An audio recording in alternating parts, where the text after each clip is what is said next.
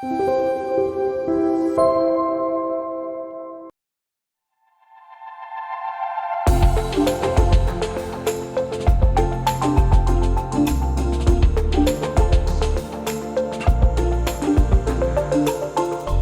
me oía, ¿no?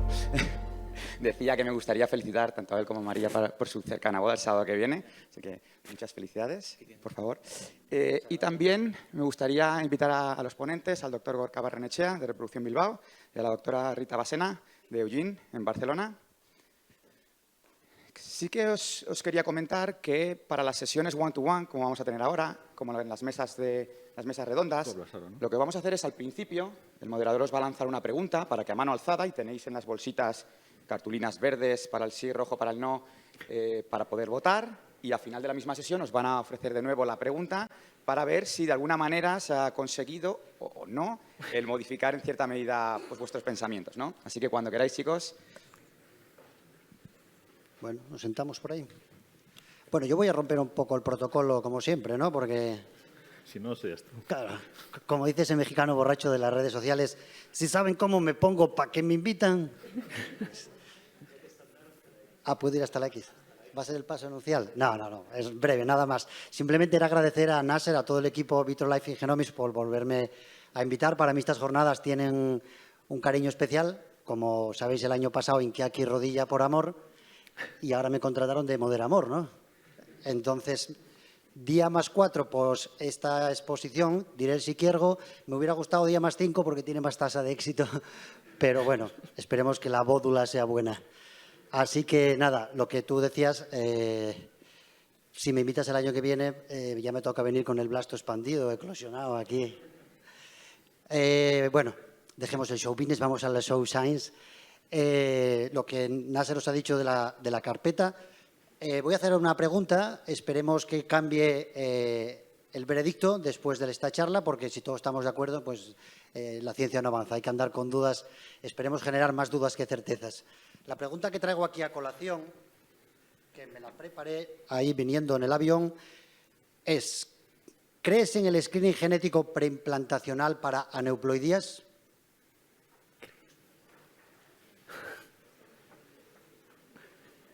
Madre mía, qué de certezas. Bueno, pues pasamos a la pausa café, porque si ya tenemos todo claro, o sea, esperemos que después de esta charla de estos ponentes cambie la cosa. Entonces, bueno, en primer lugar, Gorka, cuando quieras hablar, y a ver si les convencemos y vemos algo rojo por ahí. Bueno, buenos días a todos. Soy Gorka Barrenechea, creo que algunos ya me conocéis. Muchísimas gracias a Genomics, en nombre de Genomics a Nasser. Muchísimas gracias por la posibilidad de compartir experiencias y dudas. Nosotros tenemos bastantes dudas. Muchos ya sabéis que realizamos PGTA de forma cuasi sistemática, pero también tenemos dudas que queremos compartir. Y siempre que tenemos una charla me gusta empezar por preguntas que nos hacemos todos los días. Los clínicos que tenemos ya cierta experiencia aprendemos todos los días y nos hacemos preguntas, y muchas veces las pacientes nos hacen preguntas que nos hacen pensar. La primera es de perogrullo. ¿Cuál es el objetivo de nuestro trabajo?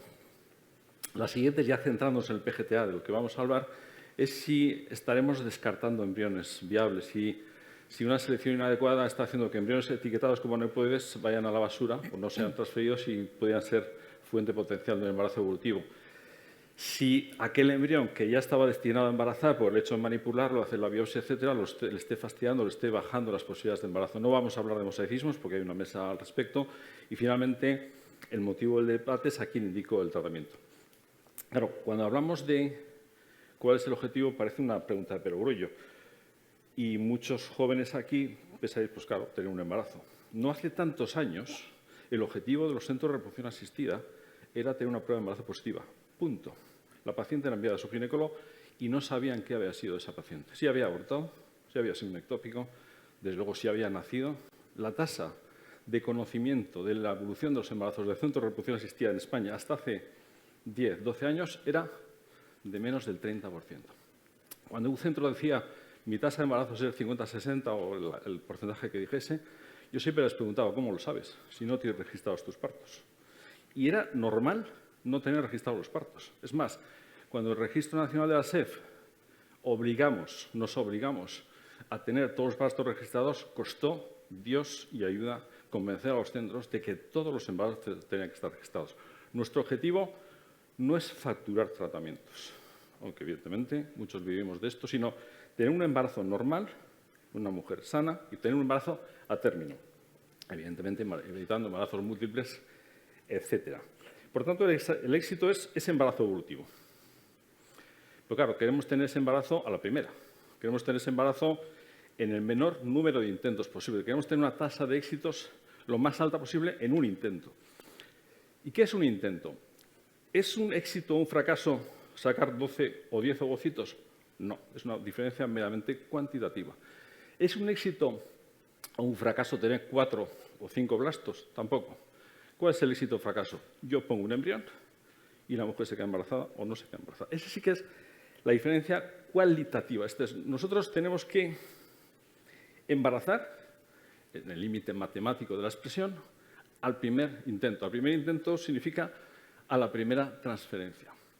Y, por tanto, hay dos maneras de conseguir, independientemente de los factores endometriales, hay dos maneras de conseguir un embarazo a la primera, o metiendo muchos embriones, a uno se implantará, o seleccionando ese embrión de la manera más estricta posible. Esto es, tener una capacidad predictiva máxima para saber que este embrión, que es seleccionado por un método u otro, se va a implantar y vamos a conseguir un embarazo.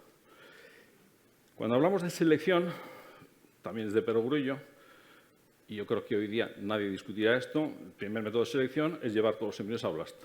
Yo creo que hoy día, en el año 2022, nadie discutirá que el llevarlos a blastocisto es el primer método de selección y el más sencillo de todos.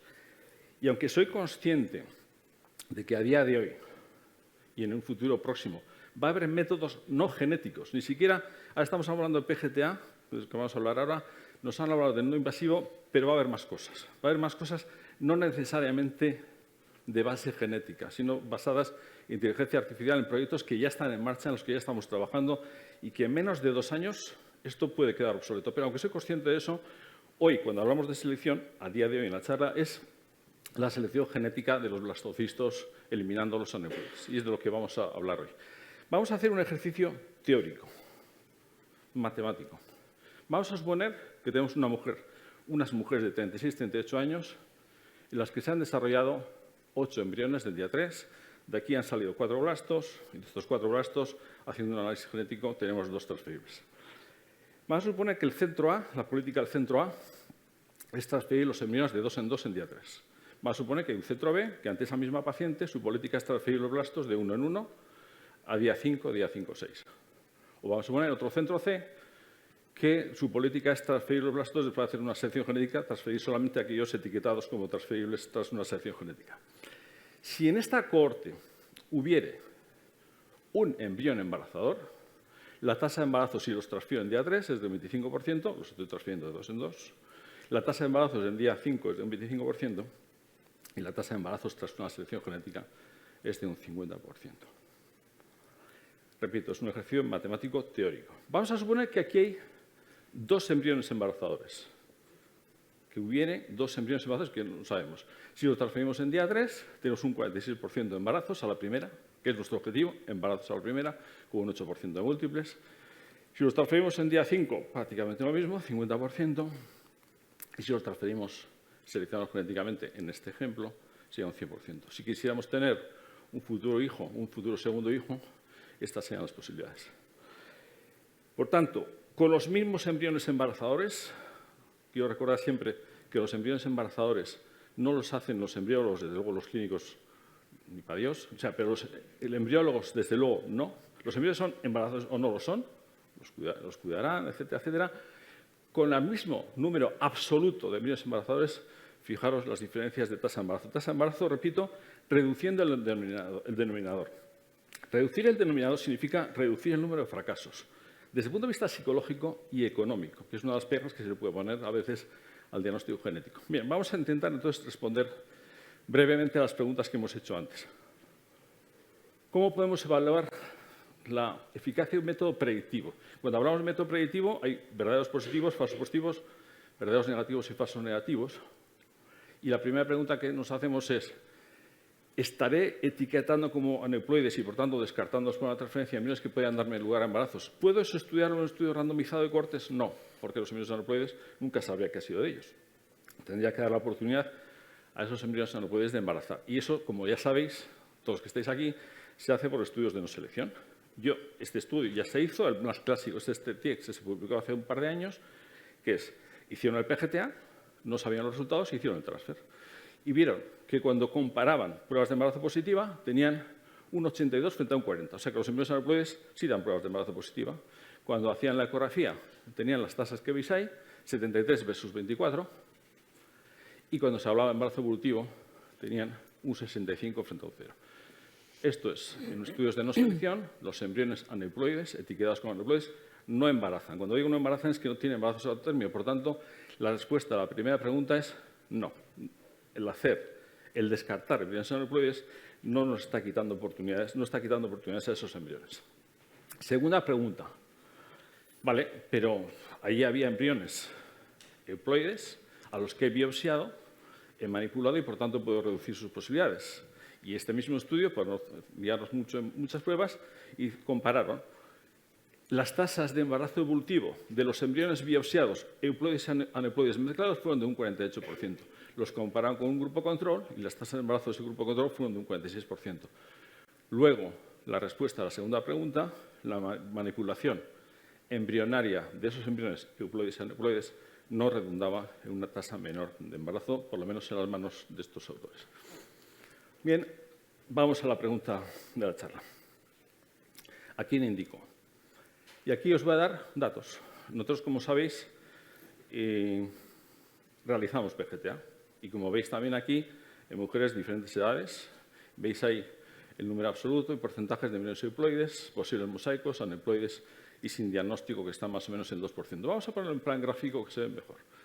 Plan gráfico, por edades, en rojo, los embriones aneuploides, los descartados. Hombre, nadie discute que teniendo un 76 y un 74% de embriones aneuploides merece la pena diagnosticarlos. Quiero decir, si yo tengo 4 blastos de una mujer de 41 años, pues que la posibilidad de que tenga uno transferible es tan baja que hay que biopsiarlos. En realidad, fijaros que estamos evitando hacer transferencias inútiles. Transferencia inútil significa ahorrar a la paciente económicamente una transferencia y ahorrarle un disgusto. Es mejor que lo tengamos antes. En mujeres de 38-40 años, 53%, la mitad. Yo creo que también merece la pena descartar estas transferencias. En mujeres de 35-37, por debajo de 38, aquí hay primeros, segundos y terceros ciclos. Pero fijaros que hay un 41%. Significa 2 de cada 5. Tengo 5 blastos de una chica de 36 años, joven, 2 son aneuploides. Vosotros haced la reflexión, yo no voy a decir que haya que hacer PGTA, haced la reflexión. ¿Merece la pena descartar 2 y quedarme con un denominador de 3 en vez de 5? Si tengo un embarazo de 3, es un 33%. Si tengo un embarazo de 5, es un 20%. Es el mismo embarazo, pero la probabilidad de hacerlo a la primera es más alta. Vamos a centrarnos en las más jóvenes. Fijaros, menos de 35 años, 29%. Bueno, 29% es 3 de cada 10. ¿Merece la pena biopsiar a 10 blastos, 5 más 5 blastos, para descartar 3 aneuploides? Bueno, eso es lo que podemos analizar. Y podemos meter el microscopio un poquito más en profundidad y vamos a hacerlo en estas mujeres ideales, menos de 35 años. Fijaros que los blastos expanden en día 5, en día 6, A, B, C. Fijaros que las tasas de aneuploidía, en rojo, los blastos día 6, 40%, parece que merece la pena. Los blastos de día 6 en B, 22%, 32, 31% en los de día 5. Fijaros que son porcentajes que pueden parecer bajos, pero estamos descartando 2 de cada 10, 4 de cada 10, 3 de cada 10. Puede haber más discusión, y aquí lo admito, en aquellas mujeres que tienen menos de 35 años y blastos de día 5 calidad A, la bicoca. O sea, si esto no se implantan, uno puede decir, bueno, pues, ¿para qué voy a hacer? Tengo un 15% de aneuploidías. 1,5 cada 10, 3 cada 20. ¿Merece la pena biopsiar 20 blastos para descartar 3? Bueno, discutámoslo. Vamos a poner resultados. Antes, en estas mujeres jóvenes, hace años, no hacíamos PGTA. Y cuando comparamos las tasas de implantación sin PGTA y con PGTA euploides, veis que eran de 57 versus 66. Bueno, 9 puntos de diferencia. Tasas de implantación. Los abortos eran 17 frente a los actuales 3%. Tasa de embarazo evolutivo 47, 64. Bien, son números. Y nosotros tenemos una paciente delante de nosotros. Y estos números, dice, mucha matemática, y de hecho, si vamos a una publicación, si esto lo publicamos, decimos, mira, el ahorro de 2 y pico es significativo. Vale, matemática pura. Pero a mí me gusta este concepto, el número de pacientes necesarios a tratar. 580 significativo. ¿Qué significa esto? Que por cada 6 transferencias que yo hago en mujeres de menos de 35 años, con blastocistos de día 5 calidad A, no se puede mejorar eso, yo tengo un embarazo más que aquel que transfiere 6 embriones de calidad A en día 5 sin biopsiarlos. Por cada 6 yo tengo un embarazo más. Bueno, alguien puede decir, ¿merece la pena o no merece la pena? Pero esto es lo que dicen estos números. Y esto en la población ideal, en aquella que podría beneficiarse menos de esta selección genética. Desde hace un tiempo estamos también transfiriendo posibles mosaicos. Las tasas de embarazo evolutivo globales son del 61%. Y aquí esos números no son estadísticamente significativos, falta una N, pero si lo fuesen, esto significa que cuando incluimos los posibles mosaicos necesito 7 transferencias para tener un embarazo más que mi competencia que está delante de mí, transfiriendo estos embriones. Repito, menos de 35 años, calidad A, día 5. Si hay mejores embriones, me los contáis. Por tanto, ¿a quién indico el procedimiento? La pregunta que yo haría es, ¿a quién contraindico el procedimiento? ¿A quién le digo, mira, no merece la pena que te haga PGTA? No digo que no se pueda hacer, que no se pueda decir eso, pero por lo menos tengo que justificar por qué no lo hago. Si yo hago un ICSI, si yo hago una fecundación in vitro a una paciente o indicamos una fecundación in vitro a una pareja, en nuestra opinión se debe utilizar todos los medios disponibles. Y en realidad esta opinión está basada no solamente en los años de experiencia que uno pueda tener, sino en preguntas que nos hacen las pacientes. A mí han llegado a preguntar pacientes diferentes por qué si un procedimiento que consideráis adecuado, no estoy hablando de utilizar Neupogen en endometrio para que haya más implantación, plasma rico en plaquetas, corticoides, heparinas, que no tiene una base científica, que es lo que hacemos cuando fracasamos 80 veces. Vamos a probar con esto, vamos a probar con esto. Estamos hablando de lo que pensamos que es sólido científicamente. Y una paciente me dijo hace muchos años, ¿por qué me ofreces el PGT, el diagnóstico genético en aquella época, y no me lo ofreciste antes? Como otra paciente, nosotros tenemos como política, como nos quedamos con pocos embriones, nosotros no hacemos el análisis endometrial después de un fracaso, lo hacemos antes del primer transfer. ¿Por qué me ofreces analizar endometrio y no me lo has ofrecido antes del primer intento? Y esto en realidad es la consecuencia de las reflexiones que hacemos a consecuencia de las preguntas que nos hacen las pacientes, que son las preguntas más lógicas del mundo. Si tú crees en una cosa, aquí he visto que todo el mundo cree en PGTA, ¿la crees para la de 36, la crees para la de 35, la crees para la de 38? Puedes decir, mira, es que con estos números la biopsia me sale muy cara. Bueno, pues tendrás que evaluar económicamente si es rentable o no para la paciente. Pero tiene que ser para la paciente, no para el centro. Ya con esto acabo. Básicamente, agradeceros la atención y agradecer sobre todo a todo el equipo con el que trabajamos día a día y hacemos nuestro trabajo de cada día. Muchas gracias.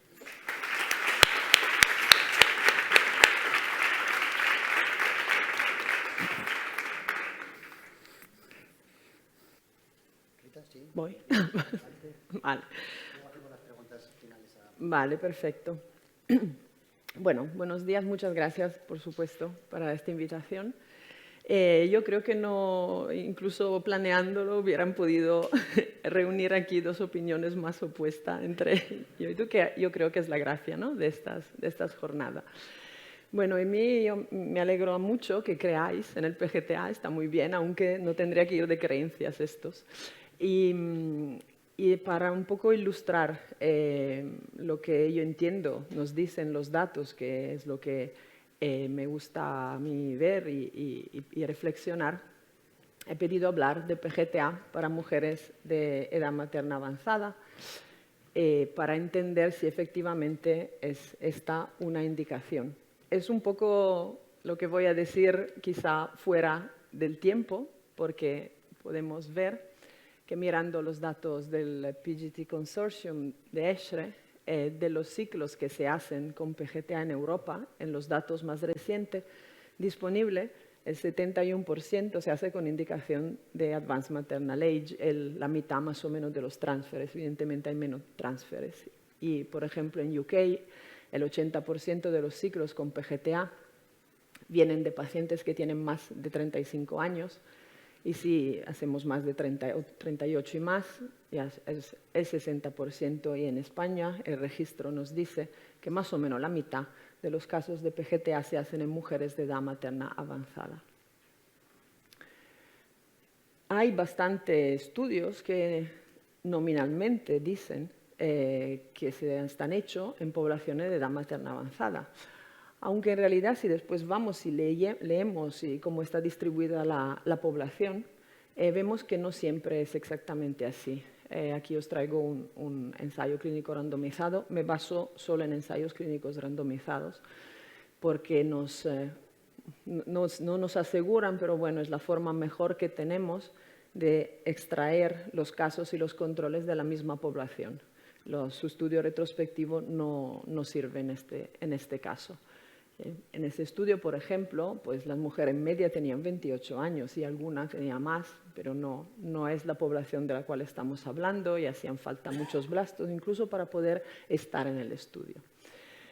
En otro del grupo de Scott también había que tener por lo menos 2 blastos de buena calidad y además mujeres, aunque tenían 35 años, la gran mayoría estaba por debajo de los 37.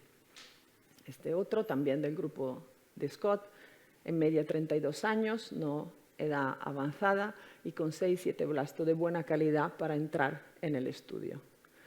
E incluso creo el estudio más potente, mejor hecho, más amplio, multicéntrico, el estudio STAR, que conocemos todos, en el cual se incluían mujeres entre 25 y 40 años y cuidado.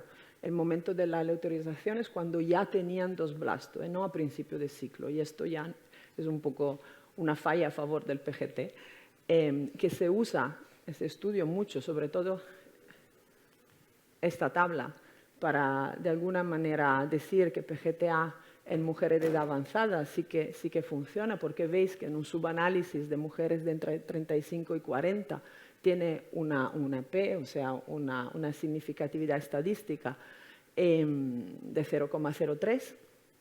En realidad el estudio no está diseñado para este subgrupo y las pacientes incluidas en este subanálisis son menos de la mitad de las que hacen falta para poder decir eso de manera que sea fiable desde el punto de vista estadístico. Entonces, podría seguir citando estudios y enseñando por qué o no tienen la N suficiente o no han llegado a reclutar suficiente paciente o directamente no incluyen las mujeres de edad materna avanzada. Pero bueno, lo que me gustaría hacer en realidad es hacer una reflexión que quiero compartir con vosotros sobre los conceptos básicos del PGTA y ver si entre todos concluimos que es una técnica que puede ser de utilidad para este grupo de pacientes. Entonces, un poco como nos dijo Gorka, si nosotros ponemos un grupo de 5 embriones sin PGTA, es como si estuvieran tapados de alguna manera. No sabemos adentro si son euploides o aneuploides. Imaginemos que transferimos primero el embrión número 1 y después el embrión número 2, basándonos evidentemente en criterio de morfología o morfocinética. ¿Qué puede pasar? Pues sin saberlo, porque eran todos muy bonitos, transferimos primero un embrión aneuploide, pues no funciona. Sin saberlo, de vuelta, en el segundo, pues damos bien y transferimos un embrión aneuploide, bueno, tenemos una probabilidad más alta, que no es el 100%, de tener un embarazo. Si tenemos el PGT hecho, evidentemente ya hemos descubierto todos los embriones y cambiaremos el ranking en los cuales transferimos. Por lo tanto, cambiamos cuál es el 1, cambiamos cuál es el 2, lo ponemos en fila y estamos seguros de transferir primero los que tienen más probabilidad de embarazo. Esto creo que es un poco la base, la lógica del PGTA. Entonces, Hay que recordar siempre que los embriones en nuestra corte son los mismos. Por lo tanto, no tendremos más niños. No podemos tener más niños. Lo que podemos hacer a lo sumo es hacer que estos niños lleguen más rápidos, o sea, que se acorte el tiempo para llegar al embarazo, el tiempo, porque hablamos de paciente, no de transferes. Entonces, cuando hemos, o sea, de acuerdo todos que es una herramienta de selección y que no transforma mágicamente la naturaleza del embrión, tenemos que preguntarnos cuándo es eficiente esta selección, o sea, cuándo merece la pena. Y de vuelta, sin ir directamente a la edad materna avanzada, ponémonos en algunos casos. Por ejemplo, si tenemos muchos embriones, pero poca aneuploidía, pues entonces coger un embrión al azar por bonito nos da muy alta probabilidad de que sea euploide. Por lo tanto, esta selección no es eficiente, como dijo Borja, ¿no? Biopsiamos muchos para poner en orden uno. Si tenemos muy pocos embriones, aunque la aneuploidía sea muy alta, igualmente, cogiendo uno al azar, de uno, de dos, tendremos hecha la selección con el transfer mismo, sin una eficiencia muy alta, si encima biopsiamos y congelamos y esperamos y vemos si transferimos ese 1 o 2 o no. Cuando la selección de verdad cobra su máxima eficiencia, cuando tenemos muchos embriones entre los cuales elegir y a la vez muchas aneuploidías, porque ahí sí que tenemos una probabilidad bastante alta de coger un embrión al azar o por bonito morfología y que sea aneuploide, y también la segunda y también la tercera. Entonces ahí sí, claro, esto no es agradable para nadie, no para la paciente, no para el médico, no para nadie, y ahí sí que es interesante poder tener una herramienta de selección potente como es el PGTA.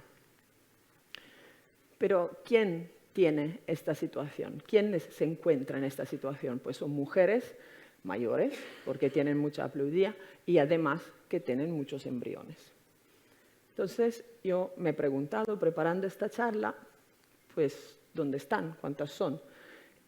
No tengo datos publicados en la literatura de este estilo, entonces he recorrido a datos internos de las clínicas del Grupo Eugin aquí en España y he ido a coger 1.500 casos de mujeres de 38 años o más que empiezan el ciclo.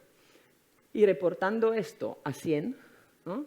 Si de 100 mujeres de este grupo que empiezan el ciclo, más o menos 75 llegan a punción y más o menos 33, un tercio, más o menos, tiene por lo menos 5 pronúcleos. Y digo 5 pronúcleos porque si después yo divido el número de pronúcleos y miro cuántos blastocistos puedo tener para biopsiar, para meterme en la condición de tener una selección eficiente, pues esto es lo que encuentro. Con de 6 a 10 pronúcleos más o menos tengo entre 2 y 3 blastos. Tengo que subir de 10 pronúcleos para tener 4, 5 o más blastos, que es donde, según mi opinión, pero esto evidentemente es la parte que cada uno tiene que reflexionar por sí mismo, es donde tenemos un poco el pico de eficiencia de esta técnica. Entonces me pregunté cuántas son estas pacientes. Pues en nuestro caso, casi el 60% de las pacientes de Advanced Maternal Age que llegan a punción y que tienen más de 5 PN tienen entre 6 y 10. Por lo tanto, quedan bastante poquitas las que tienen tantos embriones donde se puede hacer una eficiencia muy alta de la técnica. De hecho, si hacéis los cálculos, veis que de estas mujeres AMA pueden hacer PGT con alta eficiencia 1 o 2 de cada 10 pacientes de este grupo.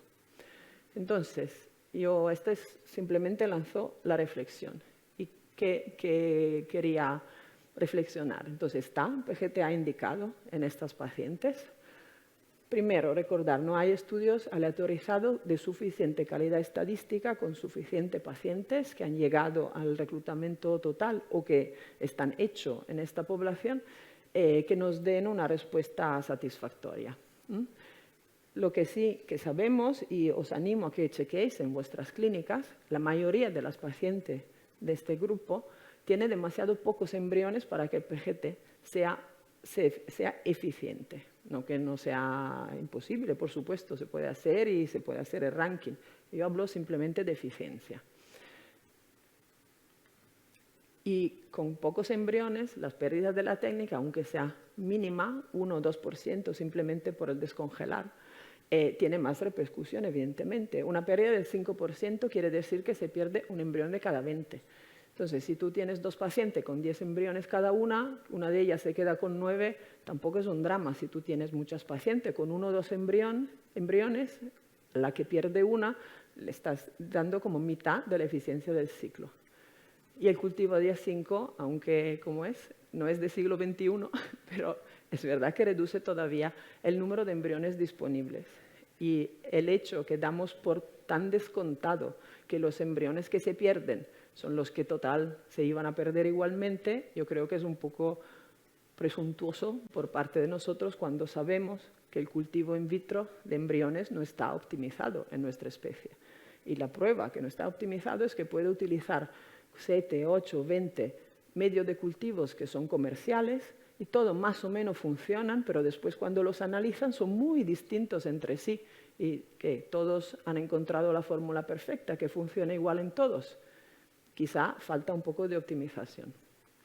Entonces, en mi opinión, abierta a debate, ¿cuál sería la actitud a tener en estos casos? Pues yo creo que está bien proponer PGTA, pero explicando que es algo que va mejor en mujeres que tienen muchos embriones en el caso de Advanced Maternal Age.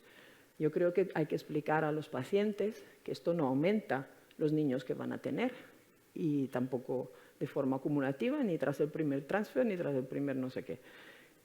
Tampoco sabemos en esta población en concreto si este tiempo hasta llegar a tener un bebé se acorta. No lo sabemos. No hay datos de vuelta fiable con una buena N tirados de una población bien recogida que nos lo digan.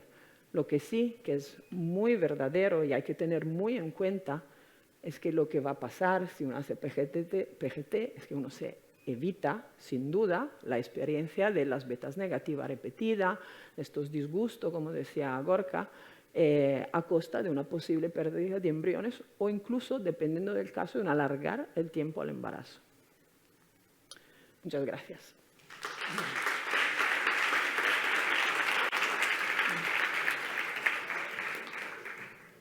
Bueno, gracias a ambos ponentes. Gracias a ambos ponentes. Vamos un poco mal de tiempo. Iba a haceros unas pocas preguntas. A lo mejor lo dejamos en una a cada uno. Pero me gusta que ya empiece la controversia. A ver si ya cambian las cartulinas y aparece alguna roja o no, continúan las verdes. Rita, como te has contestado un poco a una serie de preguntas, voy a hacérsela primero a Gorka. Gorka, han surgido aquí los términos que me han gustado mucho de eficacia, eficiencia, que no es lo mismo, es casi parecido, como tú bien decías. ¿Tú cómo crees que evaluamos la eficacia, ineficacia del PGTA? Bueno, volviendo un poquito a la charla que he dado, volviendo a las premisas, hemos puesto un ejemplo teórico. Lo de 100% no es en la práctica, nadie tiene un 100%. El ejemplo teórico es que nosotros intentamos reducir el número de transferencias. Tú has hecho una premisa, un silogismo con la siguiente premisa. Si tengo 2 embriones y uno es anormal y uno normal, no merece la pena. Si tengo un embrión, uno solo, puedo transferirlo sin mirar o puedo analizarlo. Prefiero analizarlo porque prefiero evitarme el transfer. Es que las pruebas de embarazo en mi centro, que es pequeño, no es tan grande como el vuestro, se hacen enfrente de mi consulta. Y no quiero tener pruebas de embarazo negativas, pero quiero tener las menos pruebas de embarazo negativas. Si tengo un embrión, lo analizo. Evidentemente, confío mucho en el laboratorio de embriología que tengo, porque los resultados del laboratorio de embriología que tengo pues son excelentes. El porcentaje de no supervivencia a la desvitificación no es 0, no es 100%, pero evidentemente es muy alto, y los resultados de la biopsia son muy buenos, el resultado de no diagnósticos es muy bajo y, por tanto, incluso cuando hay pocos embriones, yo prefiero decir a la paciente, lo siento, hemos analizado 3 embriones, los 3 son anormales, hemos analizado 2 embriones, los 2 son anormales. Es una mala noticia, pero es mucho mejor esa mala noticia que haberlo hecho después del transfer. Sobre todo, cuando luego le explicas a la paciente, coño, que teníamos la posibilidad de haberlos analizado y si quieres ahora te propongo un análisis. Y dices, ¿por qué no me lo has hecho antes? Y eso sí que es una premisa de máximo nivel. He partido también de otro principio. En 2 años, o igual el año que viene, ya no hablamos de PGTA, ni siquiera no invasivo, por no fastidiar, pero en realidad seguramente va a haber métodos, de hecho ya los hay, de selección embrionaria utilizando inteligencia artificial. Y ya se está trabajando en ello. Y muchos grupos están trabajando, nosotros estamos trabajando y en menos de 2 años vamos a tener resultados. Y va a ser este embrión, con estas características que me ha dado el algoritmo, este es el que voy a poner, con las máximas probabilidades de embarazo. Entonces, ni biopsia, ni leche. Vamos a ir directos. Pero hoy día, lo que tenemos hoy día, hombre, si uno ya piensa que el embrión no va a soportar la desvitrificación, si la biopsia le va a hacer mucho daño, poco daño, el problema no es del PGT, el problema es del laboratorio. Ya, pero Y falta, ¿no? ¿Y tú qué prefieres como mujer? No sé, como mujer. Que te digan, oye, no te voy a transferir porque no llega, o te voy a transferir a ver si suena la flauta, sabiendo, como le enseño estos números. Claro, si yo le enseño estos números hasta al paciente, tengo un 30% que se van a poder decir, oye, descártamelos. La paciente me va a decir, pues, es enseñarle la gráfica. Y además, si luego le enseño el resultado de embarazo, mira, estos son los embarazos. Sin PGT también se embarazan. Y evidentemente, nosotros no hacemos los niños embarazadores, son los gametos. Nosotros no hacemos los niños embarazadores. Y también, otro paréntesis, la reflexión de día 3, día 5. Antes decíamos, yo primero tengo 61 años este mes, los embriones están mejor en el útero materno que en el laboratorio. Falso. Los embriones en día 3 tenían que estar en la trompa. En reproducción natural jamás un embrión está en el útero. Y el pH del útero y el pH de la trompa es distinto. Los metíamos en día 3 porque no sabíamos mantenerlos hasta día 5 y se metían y se decía, te meto 4 porque entre ellos se ayudan. Se ayudan entre los embriones, está mejor en el útero materno que en el laboratorio. Está mejor en los laboratorios actuales, porque los laboratorios actuales están mucho mejor preparados que el útero para un embrión de día 3 y, desde luego, los embriones nos ayudan entre sí cuando se meten 2. Eso también quede por delante. Por tanto, sí que es cierto que hoy día, nosotros metíamos en día 2 en el siglo pasado, en día 2, nada menos. Y metíamos 4, nada menos. Y a veces metíamos N, porque la congelación iba tan mal que metíamos N. Yo cuando digo que metíamos N es que metíamos no 4, metíamos N. Nunca diré esa cifra, pero metíamos N. Joder, pues estamos hablando del siglo pasado, pero hoy día tenemos lo que tenemos y decimos, y evidentemente, repito, en 2 años esta charla va a quedar obsoleta. Vaya eso por delante. 2 años, joder, mira lo que decían aquellos de PGT, vaya carcamales. Pues dentro de 2 años los que estáis aquí... Pues ten cuidado que queda grabada, ¿eh? Sí, pues dentro de 2 años vamos a utilizar otros métodos diferentes al PGTA, diferentes al no invasivo. Fíjate el esfuerzo que está haciendo Carmen para no invasivo, pero vamos a tener métodos mejores. Vamos a dar la oportunidad. Sí, no, Rita, por favor. Claro. Esto ya se está convirtiendo en un combate, no iba a ser, pero me gusta la controversia. Pero para eso está esto. Claro. Sí, por supuesto. Como también yo he dicho, la bondad del PGTA es que te evita transferes que son con una probabilidad muy baja o nula de dar un embarazo, por supuesto. Lo que yo digo es que hay que decirlo a la paciente, mira, esto no te va a dar más niños y tampoco probablemente van a venir más rápido. Lo que te va a evitar es un disgusto. ¿Te apetece hacer este proceso para evitar un disgusto? 100% dicen sí, a mí me parece fantástico. Lo que yo abogo es para una medicina basada en la evidencia y creérselo, decir que es falso, pues eso no es evidencia, porque desafortunadamente, me gustaría a mí, desafortunadamente, evidencia sólida que en este grupo de pacientes se acorte el time to pregnancy o que tengan más niños, ya eso no. Esto no la tenemos. Podemos decir que a mí me funciona, que mi paciente lo piden, pero bienvenido. Pero no nos confundamos, no son datos sólidos de la literatura. Y, por supuesto, evitar transferes, como evitar transferes que van en nada, por supuesto. Pero es ese el objetivo, entonces tiene que ser claramente comunicado así. Todos estamos de acuerdo que la tasa de embarazo acumulada y la por mujer no varía. Tasa por transfer, eso sí que es verdad. Y cuando hablamos de evidencia científica, estoy de acuerdo contigo, tenemos que ir a la evidencia. Pero esta frase no es mía, es copiada de un compañero nuestro que hoy no está aquí. Nadie tiene aquí, en esta sala, evidencia científica de que los paracaídas sirvan para algo. Porque no se ha hecho ese estudio. Y, evidentemente, los estudios randomizados no me dicen el valor predictivo positivo de una técnica predictiva diagnóstica, porque tengo que hacer estudios de no selección. Y estudios de no selección es, analizo, veo lo que pasa y veo lo que pasa es 0 embarazos en los aneuploides. Y eso sí que es impepinable. O sea, los estudios randomizados, ten en cuenta que un randomizado, los aneuploides no los estoy transfiriendo. Y no puedo tener una N siempre. Tenemos que basarnos en evidencia, pero repito, los paracaídas, a día de hoy, nadie ha demostrado un estudio científicamente, sólidamente. No hemos puesto a 50 tíos en paracaídas, a 50 con mochila, o sea, los tira por el avión para ver lo que pasa, porque no se puede hacer. Y hay estudios que no se pueden hacer y llegamos hasta donde llegamos. Es que la N. 6 pacientes. Por cada 6 pacientes he puesto la diapositiva que creo que es gráfica. a las que yo transfiero en situaciones ideales menos de 35 años, calidad A, embriones de día 5, yo embarazo a una más que el de enfrente que transfiera embriones de día 5, calidad A. Hay que preguntar ahora. No tenemos tiempo, vamos con un cuarto de hora de retraso. No, la cartulina. Exacto. Ahora va la pregunta inicial con la cartulina. ¿Creéis ahora en el screening genético preimplantacional para neuploideas?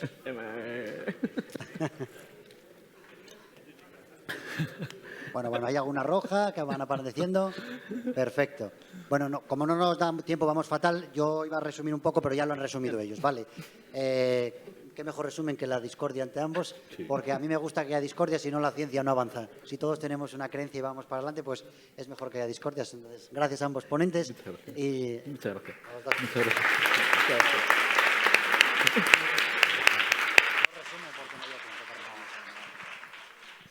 Muchas gracias a la mesa, fantástico. Gorka, perdona, te recojo el guante de esos 2 años y vemos si se va el no invasivo o combinamos. Porque yo creo que vamos más por una combinación de unas cosas y otras. Pero bueno, en 2 años queda grabado y lo comentaremos aquí mismo.